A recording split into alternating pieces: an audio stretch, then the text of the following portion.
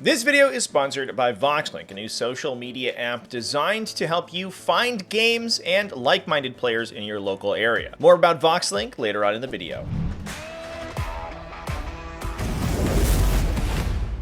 What's up, folks? Welcome back to TacticalTortoise. My name is Trevi, and this is part 2 in our 3-part series on how to play Warhammer 40k. In the last video, we talked about the core concepts of the game, the core mechanics of the game, and how to play through a full battle round. Today, what we're going to be doing is diving into some of the more advanced rules within the core rulebook. We're not going to cover every single rule inside the core rules. There are a lot of individual weapon and unit abilities in Warhammer 40k, and you can look those up yourself if they appear on your unit's datasheets. Instead, what I'm going to be doing is talking about the most important and impactful abilities and unit types that you'll see on a pretty common basis. By the end of this video, you'll have a pretty good grasp of a lot of the advanced mechanics of Warhammer 40k, including things like stratagems and command points, leaders, transports, flying units, and monsters and vehicles. In the next video, we'll cover missions, scoring, and exactly how to win a game of Warhammer 40k, but for now, let's dive into this one.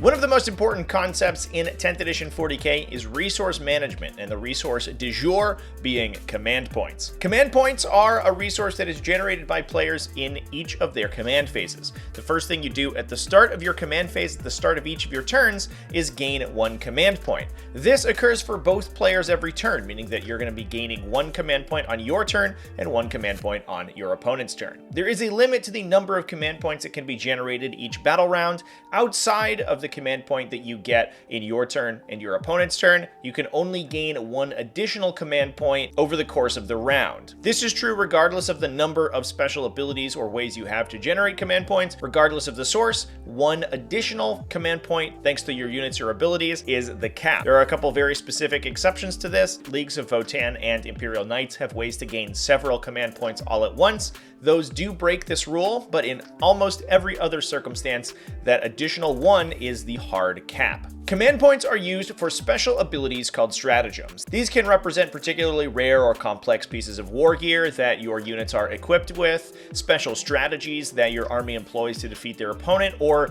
esoteric magical abilities that your army is able to use. The detachment you select when you construct your list will have a list of 6 stratagems that you're able to use throughout the game. And there is a list of core stratagems that are available for all players, regardless of their army or detachment in the core rulebook. Each stratagem consists of a category as well as timing rules, rules for who it targets, restrictions on what or when it can target or the effect that it then generates, and the effect that the stratagem gives you.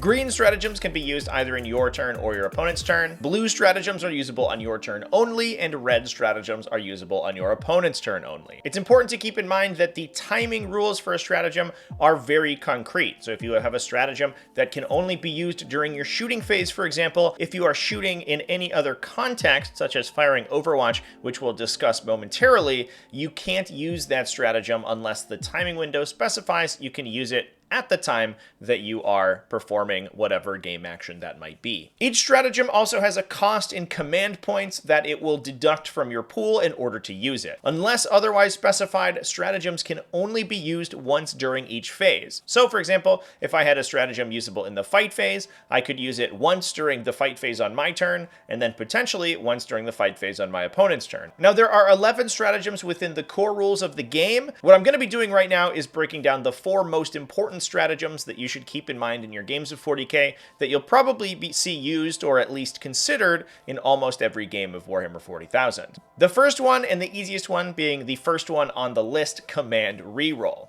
This lets you, in any phase after you've made a specific type of dice roll, these include hit rolls, wound rolls, damage rolls, saving throws, advance, desperate escape, or hazardous tests. Desperate escape tests are tests made when a unit falls back, oftentimes because they were forced to fall back over enemy models, and hazardous tests are a product of hazardous weapons, which are weapons that are tough to use and can damage you. After you've rolled any one of these dice, you can spend 1 command point to re-roll that using the command reroll stratagem. Command reroll is incredibly common and a good way to fix some of your dice, but one thing to keep in mind is that it only affects a single dice roll. If you have a unit that's attacking with multiple attacks and rolling many hit rolls or wound rolls, the 1 CP will only affect one of those dice. In some instances, for example, charge rolls or weapons with a random number of attacks, you will have multiple dice being added together to form the result of a total roll. In that case, Command Reroll will reroll all of those dice, but only in those instances where the dice are being added together. This video has been sponsored by Vox Link, a new social media app designed by gamers for gamers. Whether or not you're brand new to Warhammer 40,000, getting back into the game, or just moving to a new location, finding a community that meshes with your playstyle, plays the type of games that you want, and values the same things on the tabletop that you do is of paramount importance for everyone to enjoy the game. It offers a place to find and meet new members of the community and find players and events in your local area to meet up for games. Vox Link is available totally free for users on Android and iOS, and you can find links to download it in the video description and the card on the screen right now. Currently, it offers a live feed and social media features so you can post about your games, upcoming events, or even just models that you've painted. It also showcases content from a variety of different content creators in the tabletop gaming sphere, including yours truly. We embarked on a quest to become the #1 liked channel on Vox Link, and I'm happy to say that we succeeded. So big thanks to everybody who joined the app and hit that heart button next to Tactical Tortoise. If you haven't done that yet, please go do so, and just check out Vox Link for all the cool features that it has. So I'll see you there.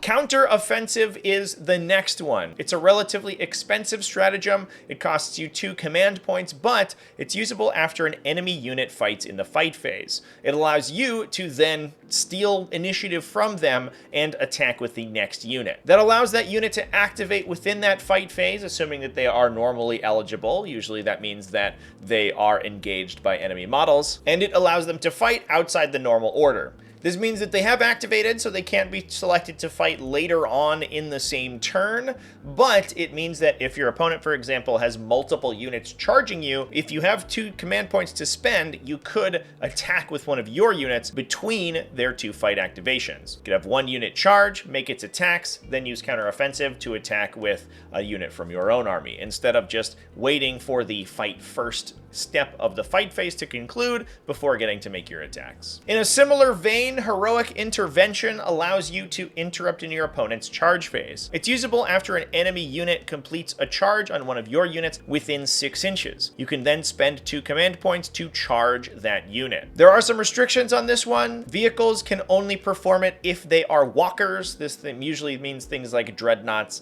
and titans, large battle walkers, but tanks and things like that cannot heroically intervene. However, it's important to note that monsters can. The effect of the stratagem is to charge the enemy unit that completed the charge within 6 inches. This means that you have to go through the normal charge sequence. You have to roll 2d6 and be able to move into engagement range of the target. So it is possible to spend 2 command points to heroically intervene and then fail the subsequent charge. That is a risk that you'll have to take when using the stratagem. If you do succeed the charge, however, your unit has made a successful charge, so they're automatically eligible to fight in that coming fight phase. However, the stratagem does not provide you fights first. While you count as having charged, you don't gain the charging bonus, which is fighting first that phase. So you can't use it to attack before your opponent, but you can use it to muck up with their plans. Now, last but certainly not least is Fire Overwatch. This is usable in either the charge phase or movement phase before or after an enemy unit completes a move or is set up on the table. Setting up on the table is usually a result of disembarking transports or coming in from reinforcements, both effects that we will discuss later on in this video. The effect of Fire Overwatch is that it allows one of your units within 24 inches of that target, if it is an eligible target, so it's within line of sight and not engaged by enemies. You can shoot them with your weapons, the downside being that you only hit on 6s. Any of your other rolls will automatically fail. However, weapons that automatically hit or have rerolls to hit are very useful in this situation, meaning that things like flamers and other auto-hitting weapons are incredibly powerful in Overwatch.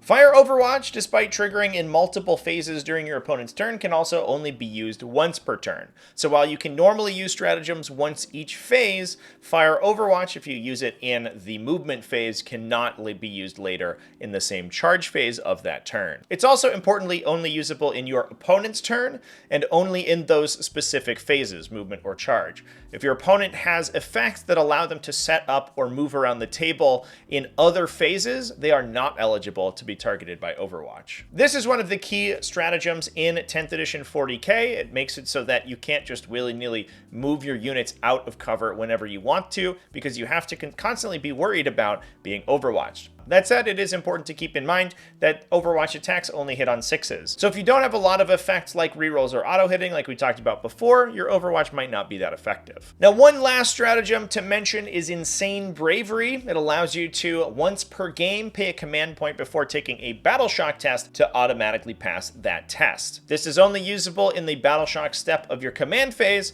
which is the step that we're going to talk about next. During each command phase, after you have completed all of your normal command phase operations like gaining command points or other upkeep that your army might require, you move on to the Battleshock step. Battleshock is the morale mechanic of Warhammer 40,000 and is baked around a mechanic called leadership.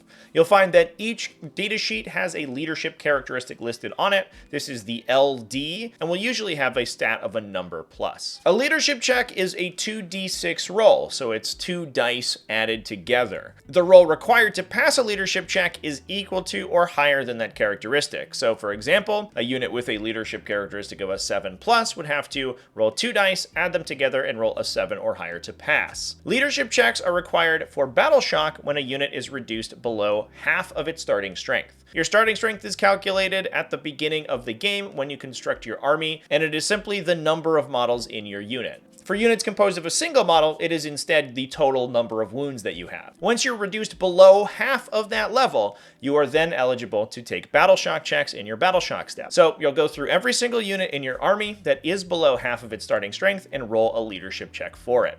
On a failure, that unit becomes Battleshocked for the battle round. Battleshock wears off at the start of your command phase, and there are many ways to force leadership or Battleshock checks in other phases of the game thanks to unit abilities or stratagems. In any case, these will always wear off and reset at the beginning of your next command phase. While a unit is Battleshocked, its objective control characteristic is reduced to 0. Objective control we'll talk about more in the next video, but it is what determines whether or not you hold objectives, and reducing it to 0 means that that unit is typically not eligible to score you any victory points. You can still attack and be attacked as normal. You don't suffer any penalties. However, you can't use stratagems to affect that unit. This means that stratagems that generate auras or even command reroll that rerolls their dice are not usable on attacks made by that unit. In addition, Battleshocked units that are in melee and then attempt to fall back will automatically have to take a desperate escape test. This means that even if they're not moving over enemy models, they're going to have to roll that 1d6 and on a 1 or a 2 be destroyed, as we talked about in the previous video. It should be noted, however, that this doesn't stack with other desperate escape checks. So if you are Battleshocked and you fall back through an enemy, you don't have to take 2, just the 1. Now, one thing to note is that the below half of starting strength is sometimes a little bit difficult to calculate. In this instance, a unit of 10 models, which is a fairly common size, that is reduced down to 5 models would be at half of their strength. They would then have to be reduced down to 4 in order to start taking Battleshock checks. If you're simply at half, the Battleshock won't trigger. Once your Battleshock step concludes, that's the end of your command phase, and it moves on to your movement phase. And we do have some important mechanics within the movement phase to discuss. Now, once your Battleshock step of your command phase is concluded, you move on to the movement phase. So let's dive into some of the mechanics used within the movement phase and exactly how they work. One of the most esoteric ones, but most important in 40k, is the transport mechanic. Some vehicles, like this big Land Raider or other armored personnel carriers, are able to embark units inside them. Your datasheet will tell you units that are allowed to embark within them. And at the start of the game, you can choose units from your army that are eligible to go inside those transports that will begin the game embark. This is during what is called the battle formation step, which will also affect reserves as well as leaders both mechanics that we're going to talk about a little bit later on in this video. While a unit is embarked within a transport, so let's say, for example, this tactical squad wants to start the game inside this Land Raider, they are not placed on the table. Instead, they're placed off to the side of the table. Usually you'll note which transport that they're in. If they ever want to leave the transport and arrive on the table, they can do so during your movement phase, and when doing so, are placed wholly within 3 inches of the transport. This means that the entirety of their base must be within that 3-inch area. Now, a unit can do this before or after a transport moves. However, they do suffer some restrictions if they do so after the transport moves. Generally speaking, and some transports will have special rules to get around this, if a unit disembarks after the transport has moved, they themselves count as having moved, meaning that they're not eligible to move further in that phase, so they can't activate that movement phase, and they also can't be selected to charge in the charge phase. So you can't use the transport's movement to extend your threat range significantly. However, they are still eligible to shoot, so transports are an excellent delivery system to speed up units with short-range weapons. If that unit were to disembark before the transport moved, however, it would simply be placed on the table wholly within 3 and then operate normally for the remainder of the turn. So in this case, if the Land Raider had not yet moved during that movement phase, this unit would then be eligible to move, shoot, and charge exactly as normal. It's important to note that you still cannot disembark within 1 inch of an enemy model. You can never be inside engagement range of an enemy model unless otherwise specified, like you're charging them or engaging them in combat in the fight phase. This means that it is possible in some instances to prevent transports from being able to disembark passengers. If you entirely surround the transport and just be an inch away, then it's going to be difficult for those tactical marines to be able to set up outside of your engagement range. Now, one case in which this can happen is when a transport is destroyed. So, if the Land Raider was destroyed with the tactical marines still embarked inside, they would immediately disembark. When they're disembarked, they are automatically considered battle shocked until your next command phase, as we just discussed in the battle shock section of the video. You also have to roll a number of dice equal to each model in the disembarking units, and on a 1, they suffer a mortal wound. This is an automatic damage with no save allowed that is allocated like a normal wound. So if there's an already wounded model in the unit, each mortal wound will have to be assigned to them first. Now, you'll occasionally find situations in which units cannot legally disembark the transport. For example, if they've been surrounded by enemy models or there's impassable terrain nearby them. When the transport is destroyed, you would attempt to disembark the squad, and if you are unable to place all of the models in the unit on the battlefield within coherency and not engaging enemies, then you can perform what is called an emergency disembark. This then allows you to place those units wholly within 6 inches instead of the normal 3. However, they'll suffer mortal wounds on a 1, 2, or 3 instead of just a 1. This is only eligible to be performed if you cannot set up the squad normally. So if there was exactly enough space for these tactical marines to set up once the Land Raider was destroyed, they would do so using the normal rules and not the emergency disembark. If there's still not enough room for the tactical marines to set up, then any models that cannot be set up in coherency are destroyed. You place them one at a time, so you would probably place your most valuable models in the unit first, then any others would be considered killed as casualties. Transports are an important mechanic in Warhammer 40k, and understanding how they work is important for a lot of armies to function normally. That said, we're not done with the movement phase yet, and there are a lot of other mechanics to discuss within this phase that we haven't talked about previously. Reserves and strategic reserves are units that begin the game off the battlefield and are then brought onto the battlefield via either a special ability or using the core strategic reserves rules. At the end of your movement phase, after you've completed all of your other movement and all of your units have activated normally, you'll then move to your reinforcement step. If it is the first battle round, with some exceptions, you will generally not be allowed to bring any reserves onto the table. Generally speaking, reserves cannot remain in reserve past battle round 3, so you have your second and third turn to bring them on. With some very specific exceptions, you can't leave them until the end of the game. When you elect to bring a reserve on, there are typically some restrictions of where they can arrive. Reserves arriving as part of an ability will oftentimes have some restrictions on where they can set up. Those restrictions will be described inside the ability, and one example is Deep Strike. Deep striking units typically represent units that are coming down from parachutes or flying onto the table or teleporting. These units will almost always have to be placed anywhere on the table outside 9 inches of enemies. This means that enemies are able to screen you out, and setting your units up if your opponent has reserves such that they block your enemies from coming in areas where you don't want them to be is an important strategy in 40k. Now, if your unit doesn't have Deep Strike or a similar ability on their data sheet, you can always use what is called Strategic Reserve. This is a reserve mechanic that's available to every single unit in the game and determined in the battle formation step right when you're determining who starts in your transports and where your leaders are attached, a mechanic that we'll talk about next. Strategic Reserves are typically ground-based units that are simply going to be outflanking the opponent. They come on from a table edge and are set up wholly within 6 inches of that table edge, meaning that no part of any of the models can be farther than 6 inches away from that edge, and they still must set up 9 inches away from enemies, meaning that it is possible to screen them out.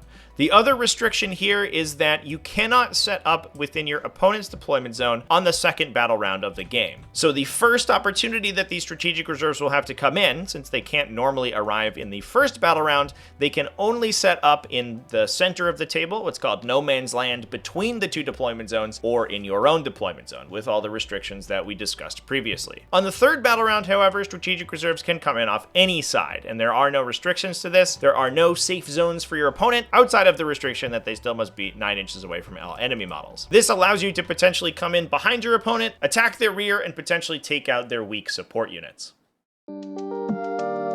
Now, while we're discussing the movement phase, I think it's important to also discuss briefly flying models. There are a lot of models in Warhammer 40,000 that fly, whether or not they're hover tanks on repulsor fields, flying monsters like this Hive Tyrant here, or even just jump pack infantry. They're all governed by the same rules. Flying models are allowed to move over other models, while friendly models are always allowed to move over other friendlies. As long as those aren't monsters or vehicles, flying models don't have such restriction. They can move over enemy models and even through their engagement range, and flying monsters or vehicles can move over other monsters or vehicles.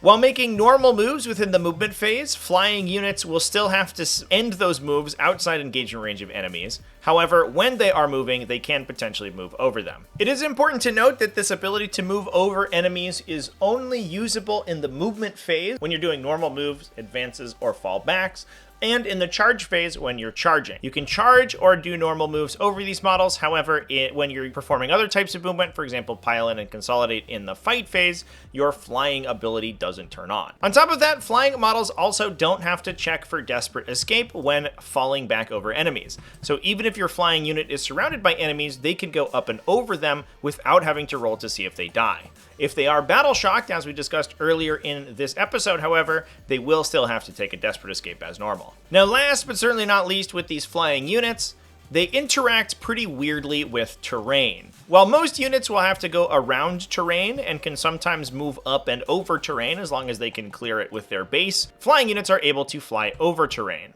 In order to do so, however, they must move in diagonals. They'll move in a diagonal movement to wherever on the terrain they want to move to, and then also move down like this. This gives them a little bit more maneuverability when moving over low areas of terrain, but doesn't allow them to ignore terrain completely. It should be mentioned, however, that many types of terrain, for example, the ruins that we're using here, are passable by infantry. Infantry are actually able to go through ruins without penalty, and an infantry with fly is still able to use that mechanic. So if we have a jump pack marine, for example, they're able to move through ruined terrain, whereas normally other fly units like this Hive Tyrant would have to move up and down the terrain. That's specific to ruined terrain, however, and I have a whole video discussing all of the exact mechanics around terrain and exactly how to move around them in a separate video. I dive more deeply into terrain effects and how they interact with keywords like fly, but I figured it was important to mention here while we're discussing how flying units move. I'll link that video in the card on the screen and in the video description if you're interested. Now, with all those movement phase mechanics out of the way, let's talk about another mechanic that is integral to 40k in 10th edition. Characters are a special unit type. You'll find that many units have the character keyword, which by itself doesn't do too much. It makes you eligible for some secondary objectives and makes you eligible for stratagems such as Epic Challenge. That said, some characters will also have the leader leader special ability. This allows that character to enter in another unit and act as part of that unit for the game. A character that's out and about on the table is generally going to be a separate unit. So if your opponent has line of sight and range to them, they can target them separately.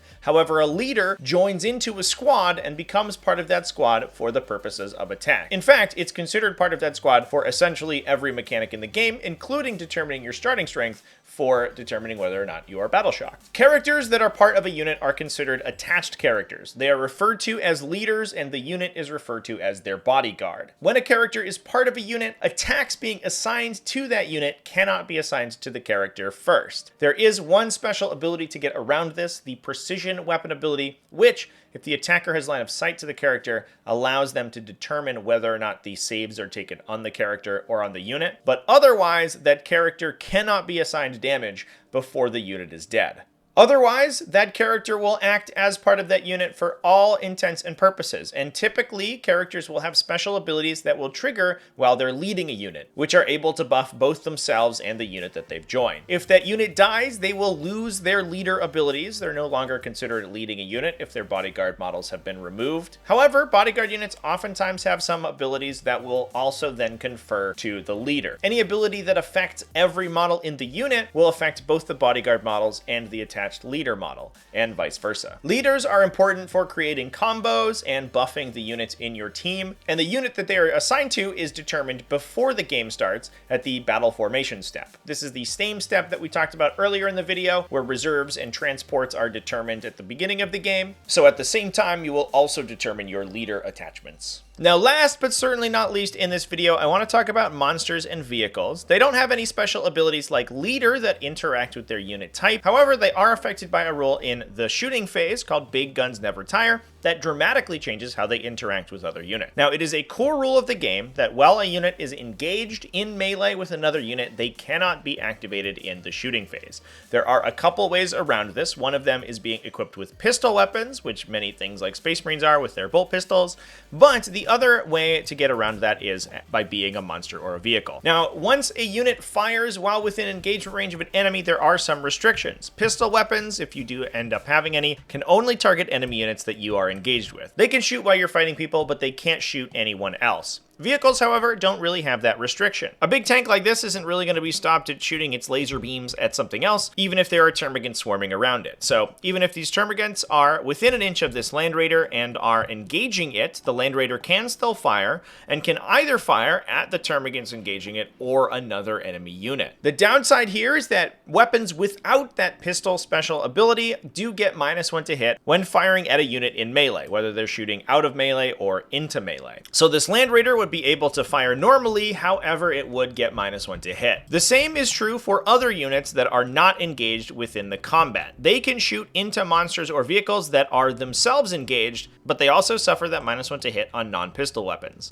So, for example, the Tactical Marines here could fire into the Tyrannofex, despite the fact that the Tyrannofex is already engaged. If they did so, they would just get -1 to hit. Similarly, the Tyrannofex is also eligible to shoot, being a big monster. It is then allowed to target either of the Tactical Marine units, since none of them are engaged with other enemies, or it can even shoot into melee with the Land Raider, since the Land Raider is a vehicle itself. In any case, the Tyrannofex will get -1 to hit, since none of its weapons are pistols. The reverse isn't quite true, however. You cannot target units engaged with vehicles unless you are yourself engaged with them. Like we talked about before, pistols and vehicles themselves can fire into their own melee, but other units cannot. So the termagants here cannot be targeted by the Tactical Marines, even if the Land Raider is eligible to target them, and other things are eligible to shoot into or out of that combat. It should be noted, however, that this tactical squad over here that's engaged with the Tyrannofex could only fire pistols at it. They're not able to fire any of their special or other weapons. Even if they themselves are engaged with the monster, that doesn't override the other requirements that you need to be able to shoot, which is being unengaged by enemies.